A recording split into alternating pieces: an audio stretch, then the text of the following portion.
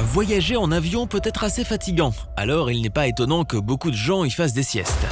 Et bien que cela soit tout simplement inévitable si tu es sur un vol long courrier, tu peux en fait mettre ta santé à risque si tu t'assoupis au décollage ou à l'atterrissage. Vois-tu, quand un avion décolle ou atterrit, il y a un changement rapide de la pression de l'air à l'intérieur de la cabine. Et cela affecte l'air coincé dans tes oreilles, car tu n'as pas le temps d'équilibrer la pression. De ce fait, le gaz contenu dans l'oreille se déplace dans une partie de ton oreille appelée trompe d'Eustache. Tes oreilles se bouchent et chaque son que tu entends est étouffé.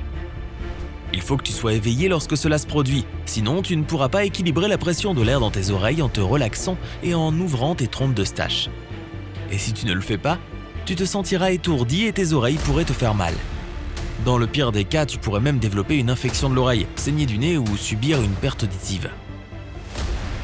Pour éviter toutes ces conditions désagréables, tu dois faire en sorte de bâiller ou de déglutir.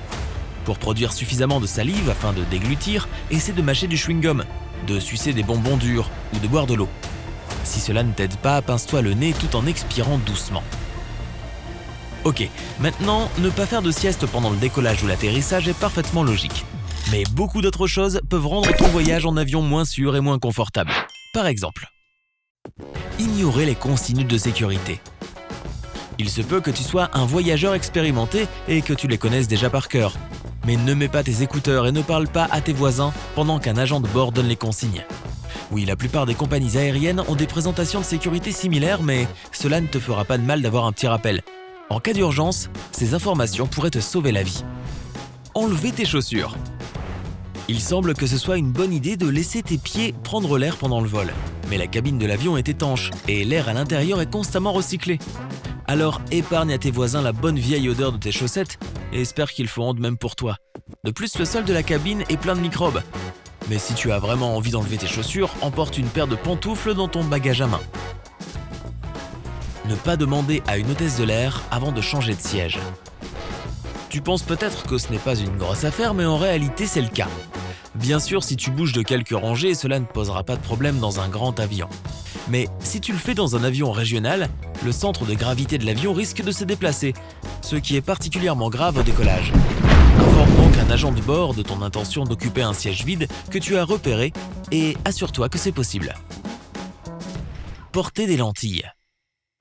Choisis de porter des lunettes pendant les vols, en particulier pour les vols long courriers. L'air dans la cabine est beaucoup plus sec qu'au sol et cela peut irriter tes yeux. Si en plus tu prévois de dormir pendant ton voyage avec des lentilles qui ne sont pas destinées à être portées pendant la nuit, tu risques de te faire encore plus mal aux yeux.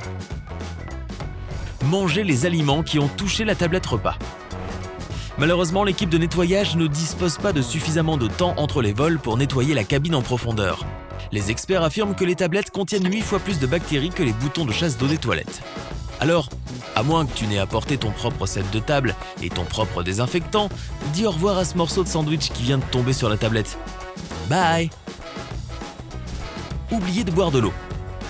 L'air sec dans la cabine peut te donner des vertiges ou t'assécher la gorge. Il est donc important de rester hydraté. Mais voici le problème, les réservoirs d'eau de l'avion ne sont pas les plus propres du monde. C'est pourquoi il est conseillé de mettre une bouteille vide dans ton bagage à main et de la remplir après le contrôle de sécurité à l'aéroport. De même, évite de boire du thé ou du café à bord. Même s'ils utilisent de l'eau bouillie, la caféine contenue dans ces boissons a un effet déshydratant.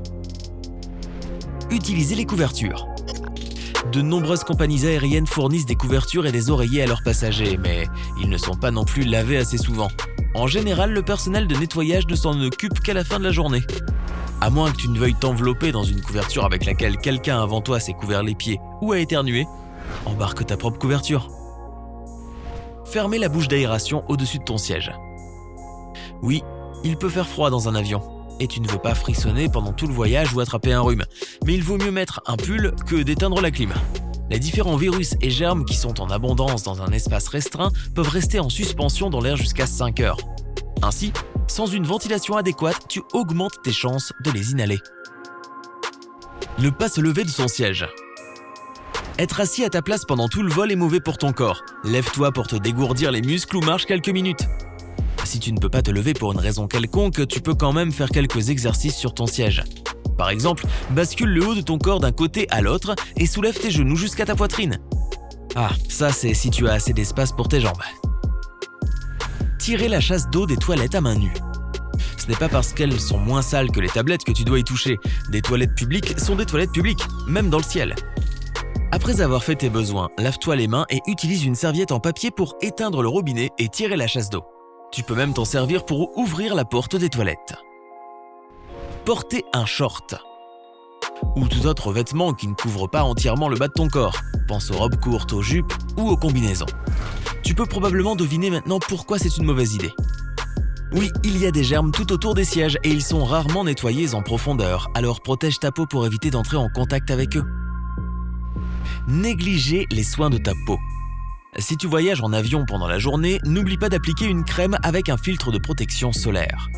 Puisque tu es beaucoup plus près du soleil dans un avion, le simple fait d'être dans une cabine ou de ne pas t'asseoir près d'un hublot ne te sauvera pas des rayons.